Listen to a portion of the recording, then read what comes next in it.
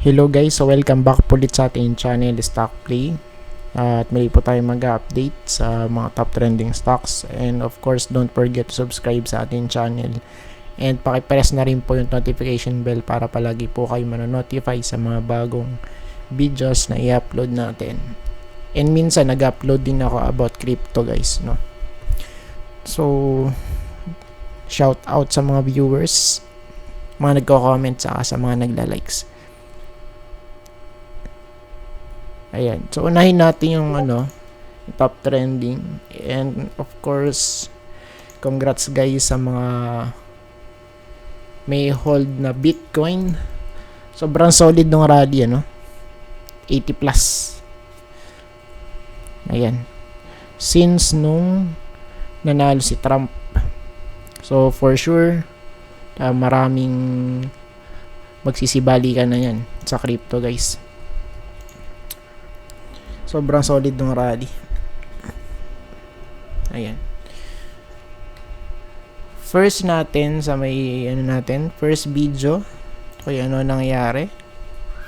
Of course, kung titingnan natin, medyo polado na. Markado na guys to, no? Ayan, sa weekly chart. And kung hindi nga to masusustain, medyo pa rin to guys. Consider nating red flag pa rin to, no? Ayan, no? Medyo nag-rally, and kung hindi nga masustain, wala rin, So, sa part na to, ayan, kahapon, nag-close, and may follow through dito kasi laglag, tas hindi pa filled yung ating gap. So, I think yung chance na to ma-field muna, yung ating dito gap hanggang dito sa may support 1.9, or sabihin natin malapit dito sa 1 point, dun nga 89, somewhere here sa may loob ng mismong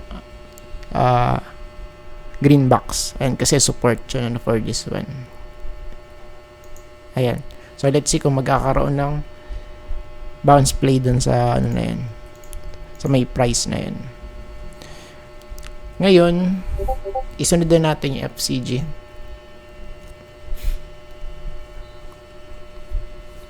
Weekly chart. Tama ba? FCG, ano nangyari? So, andun pa din naman sa may support. Ayan, pero let's see guys kung mag-hold dyan. Kasi kung hindi, meron naman tayong trend line dito, which is malapit dyan sa 0.71. So, saan yun? Somewhere here sa area na to. Ayan, sa may horizontal support natin. And ngayon, medyo ayan, kasi kung titignan natin, sobrang grabe nung ibinagsak na to, So, halos 20% guys. Okay. Sa daily chart, check natin. Hindi pa rin siya stable. Still medyo polado pa rin yung itsura. Ayan. So, sa part na to, meron na tayo ditong dalawang gap, Of course, parehas gap down yan. Yan, tingnan natin once na magkaroon na tayo ng bounce play for FCG. So sa ngayon, still visible pa rin yung setup natin dito sa may 200. Ayan. So, of course, malapit dito yan sa 0.73. Pagka nag-touch dyan, so, tingnan natin kung mag-hold or didiretso na dito sa may support na sinasabi natin. 0.7. Somewhere here sa area na to. Ayan. Next, SPNEC. Weekly chart. So, sa weekly chart, let's see guys, kasi ang next possible na dito support somewhere here sa 1.06. If ever na talaga hindi mag-hold dun, Ayan. So, as of now, for me, bearish pa rin tong setup na to. As long as na wala pa din tayong breakout. Ayan. Of course, meron tayo ditong downtrend line since 2022. Sa daily chart, ayan, so of course retest na to sa may 200. And let's see kung magkakaroon ng bounce dito. Bounce play, Kung hindi, of course, diretso na tayo dito. Ayan, sa may support na to. Sa baba. 1.06. Lapit dun guys, for SPNEC. Next natin, MAC. Check natin. Okay. Next stop. Of course, somewhere here sa 6.57. Malapit dyan yan guys. Kitang-kita naman dito, Itsura. Very possible na dun po siya mag-stop over bago magkaroon ng bounce. Ayan. Same here sa natin sa daily chart. So may chance dito, or somewhere here sa may 6.22. And kung di mag-hold dito, so sa malamang dito. Ayan. So nakaabang naman ay dalawang support natin dyan, just in case na talagang siya na sumadsad. So for now kasi yung niya, yung pattern niya bearish because sa baba na punte, di ba? Even though na sideways, and kasi ang confirmation niya na maging bullish,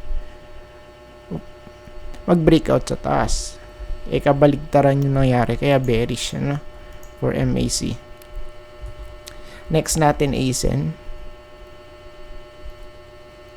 Sa weekly, ala na. Finish na. Ayan. So, sa ngayon, ang pinakamalapit na support nito na mako-consider for this one case. Ayan. So, malapit siya sa 4.35. So, as of now, nasa 4.41. So, of course, very possible yung setup na ganon. And for me, medyo bearish na yung setup na ganito. Okay. Ayan, pero tignan pa rin natin, So, eto guys. So, pwedeng maging ganito yung kanya structure. Ayan, so pwedeng maging ganyan, Kung mag-hold sa may area na to. Ayan, sa may current support natin, Sa daily chart, laglag na kasi dun sa may 200 Pero tignan natin, of course possible na magkaroon ng bounce play dito sa sa may support. 4.35, malapit dun. Then yung last, ito plus. Check natin, of course sa weekly. Medyo polado, Ayan. So pag talaga mga fresh breakout na ganun uncontrollable Ayan, katulad na to. So sa ngayon, of course bumalik sa may support, malapit doon. And tingnan natin if ever na mag-hold to, much better, Ayan, pero syempre i-consider natin yung confirmation na bullish. So of course we need to wait for the breakout, So just in case lang ganyan. So breakout, then throwback, tapos push ulit, So kung di mag-breakout, so sa malamang medyo mag-stay pa sa yan. Kumbaga